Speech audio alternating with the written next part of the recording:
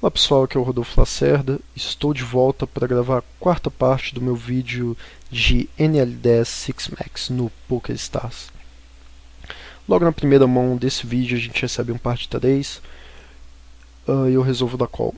Esse call com par de 3 aqui é basicamente buscando uma trinca, e dos meus limites, que eu normalmente jogo nos limites mais altos, raramente eu dou esse call.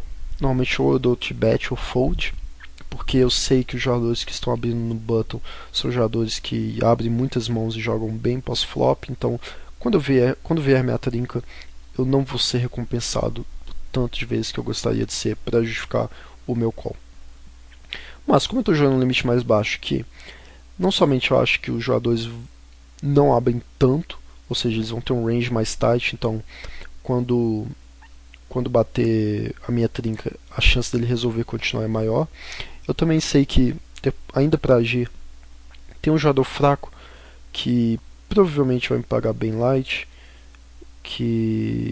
depois que ele me pagar bem light, tanto pre-flop, ele também pode me pagar bem light pós-flop quando eu bater minha trinca, e aí sim vai justificar, vai deixar muito fácil o meu call pre-flop.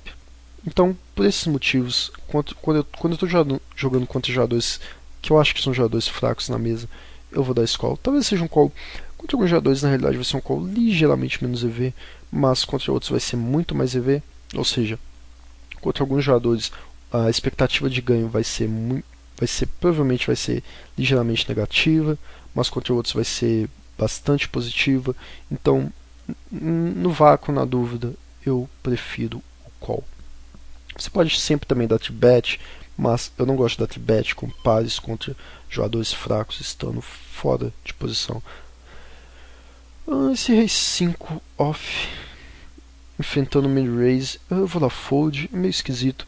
Se ele tivesse, sei lá, se o holding tivesse $7, as minhas implied odds seriam muito mais consideráveis, e aí sim eu daria o call, mas como ele é meio short stack, tem menos de 40 big blinds, vou dar o fold ali, porque eu acho que a minha vida não vai ser muito fácil contra ele, estando em posição, principalmente quando vier um rei, e quando vier um 5 é muito fácil ele me blefar, mesmo que ele não tenha a melhor mão, então eu dou fold mesmo tendo odds incríveis ali.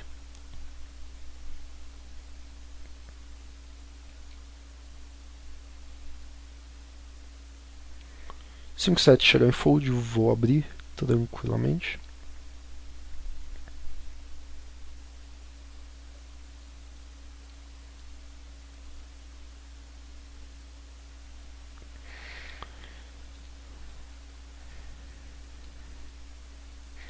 Eu acho que já ficou claro porque que eu abro mãos como 5-7, 6-8, 9-7 no button, mas se não ficou, eu vou explicar novamente assim que passar essa mão.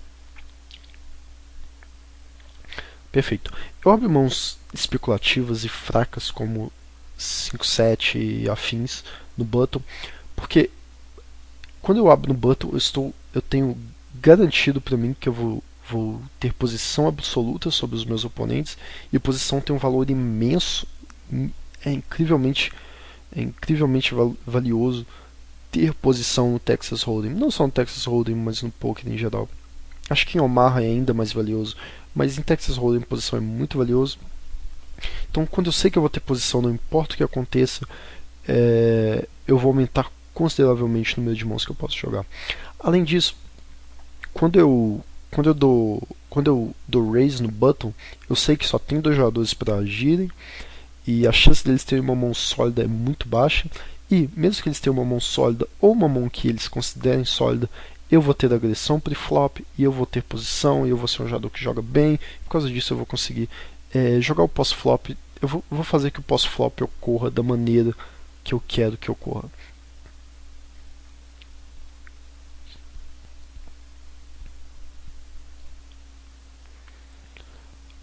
Esse as dama eu ia jogar, eu tava cogitando se eu ia dar o call, o tribet, provavelmente eu ia dar só o call, porque eu não tenho certeza de como o baratão tá me vendo em relação aos meus t-bets.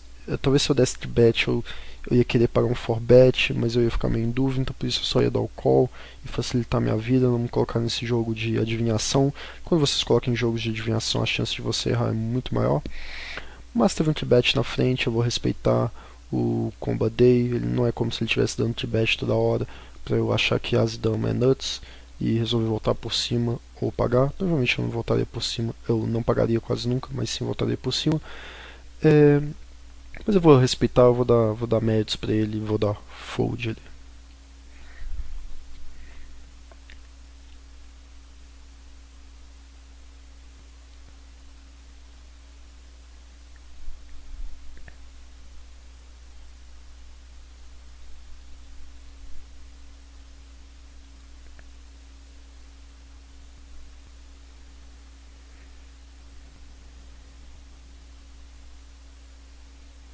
Quando eu jogava esses limites de NL10, o que eu fazia era. Primeiro que, na realidade, quando eu comecei jogando sit and goes baixos, de 5, 10 até $20. Depois eu vim para NL10.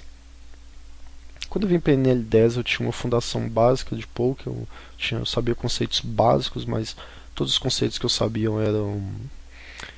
eram básicos até demais, muitos deles que eu tinha como corretos eram incorretos, enfim. Eu sabia jogar, basicamente, eu sabia jogar poker, mas eu não era um grande jogador. Eu acho que muitos jogadores, muito do público que está vendo esse vídeo se encontra nessa fase. Então, o que eu fiz para evoluir é pesquisar informações, buscar informações, correr atrás. Uma coisa que ajudou muito o meu crescimento era a discussão de mãos com outros jogadores, discussão de estratégia, discussão de analisar mesmo o jogo, analisar cada situação e tentar achar brechas para ser mais lucrativo, brechas para cometer menos erros. Uma coisa que eu posso dizer é: NL10 na realidade não ganha o jogador que. Eu acho que não ganha aquele que joga melhor, assim por dizer, aquele jogador que tem um conhecimento absurdo, porque na realidade os jogadores que estão começando, nenhum deles tem um conhecimento absurdo, cada um tem seu nível de conhecimento. Mas eu acho que o jogador que ganha em NL10 é o jogador que comete menos erros básicos. É o jogador que joga um jogo tight, básico, sólido, blefa raramente, sempre que tem uma mão sólida, tenta extrair o máximo. Acho que é esse tipo de jogador que você quer ser para ter sucesso em NL10 e poder subir para NL 25, que é o limite logo acima. Eu lembro que aqui é uma situação que eu vou isolar. Eu falei sobre esse tipo de situação na primeira parte do vídeo e até agora não houve nenhuma situação que eu quisesse fazê-lo, mas agora sim ocorreu. O que consiste esse isolamento? É quando um jogador que eu considero fraco abre e eu quero aumentar para diminuir a chance de outros jogadores entrarem no pote juntamente com esse jogador fraco.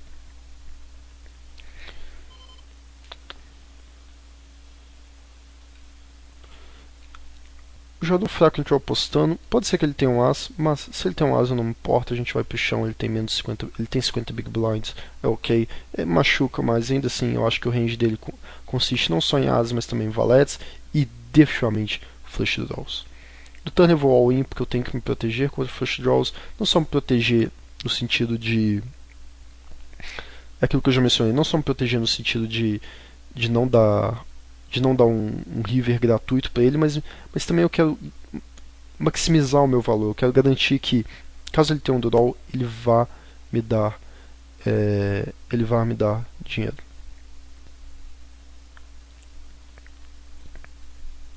Pagando o all-in no turn. Acabou que ele tinha um combo draw e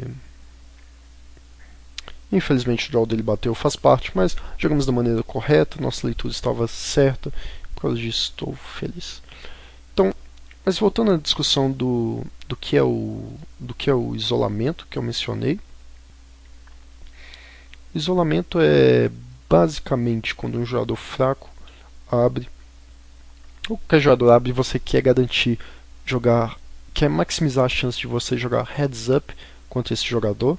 Então você dá um aumento ou um realmente se ele tiver aumentado, assim dificultando os outros jogadores a entrarem no pote e ter posição. E assim você também aumenta a chance de jogar heads up em posição contra o jogador fraco, que você sabe que você vai jogar muito melhor do que ele, vai cometer muito menos erros do que ele vai cometer. E assim você vai maximizar a sua lucratividade. E foi o que a gente fez ali com o As 5 suited, ou As 4 suited, perdão, Não me lembro exatamente qual era o kicker.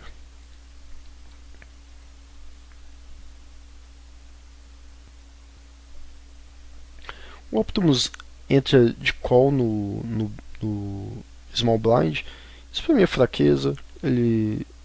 Quando o jogador entra de call, que normalmente eles têm um marginal, alguns jogadores, inclusive jogadores bons no passado, mas bem passado mesmo, há 4 anos atrás, quando eu começava a jogar, eles defendiam que você podia dar limpo com qualquer 2 cartas no Small Blind, mas a verdade é que você não pode fazer isso porque é muito fácil roubar o pote de você se você entra de limpo no Small Blind, principalmente se você está abrindo de limpo no Small Blind.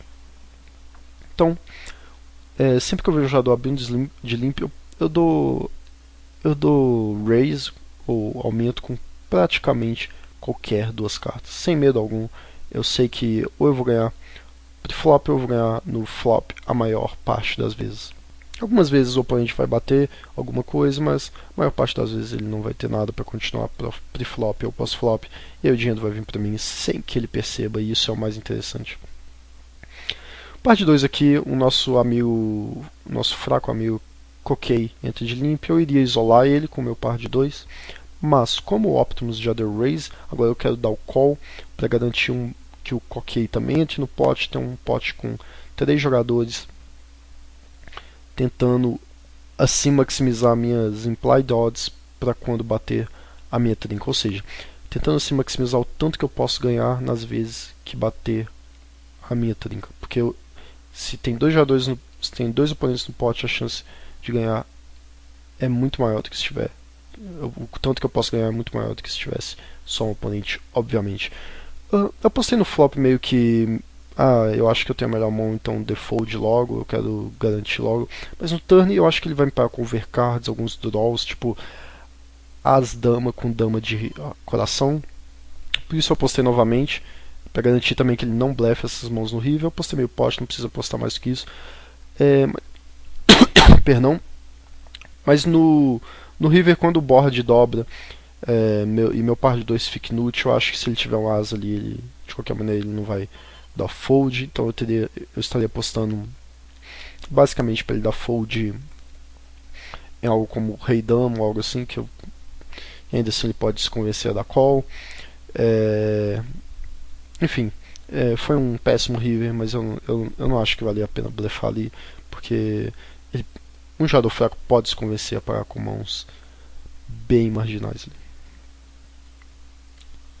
Aconteceu que ele tinha um par de reis, bem. Não esperava ver isso. Eu acho que ele não tinha um draw de coração.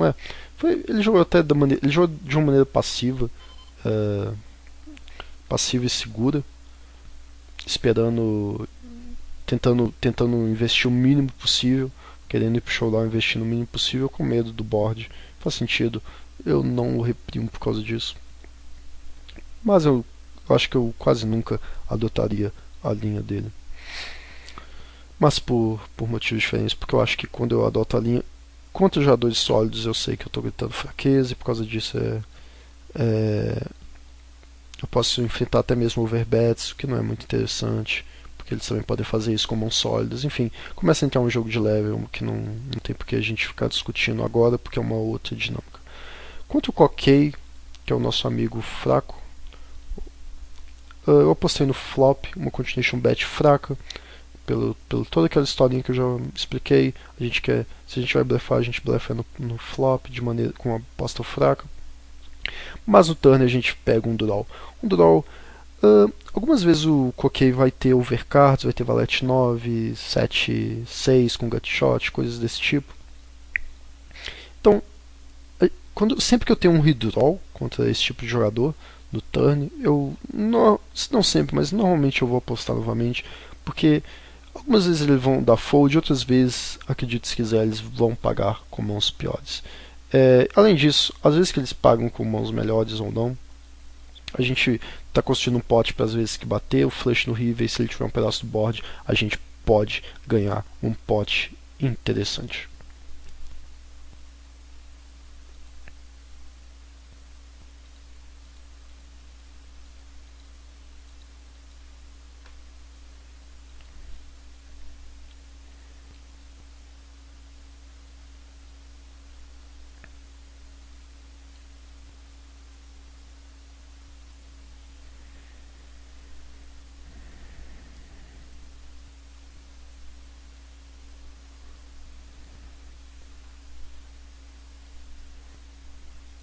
Acho que é importante vocês sempre prestarem atenção na mesa, para quem são os jogadores fracos. Definitivamente mais fraco até o momento é o Kokei. O Optimus já demonstrou ser um jogador medroso. O Psido é meio que um incógnito, ele é meio que um jogador fraco, mas que não faz muita loucura. O Baratão é um jogador meio sólido, que faz algum... não sei, ele deu aquele raise com um par de 8 no flop. Ele meio que... na realidade o raise dele é perfeito, é excelente, mas contra um jogador sólido, mas eu não sei se ele... provavelmente ele não fez pelos motivos que eu faria. Mas enfim, definitivamente é um jogador que não é um fish. O Sumida, eu acho que ele sentou há pouco tempo, nada a me declarar sobre ele. Então, é bom você ir categorizando os jogadores para quando você jogar pots contra eles, você já ter uma noção, já ter uma ideia geral de como ele pensa. As 4 suited eu vou só dar limp, joga bem multi-way, mas tendo um jogador fraco no meio, muito fraco no meio que eu coloquei. Eu preciso dar um raise gigante de 8 big blinds, eu não posso pagar. Eu acho que eu pagaria só se os outros dois oponentes pagassem, ainda assim eu ia cogitar o fold, porque é um raise muito grande.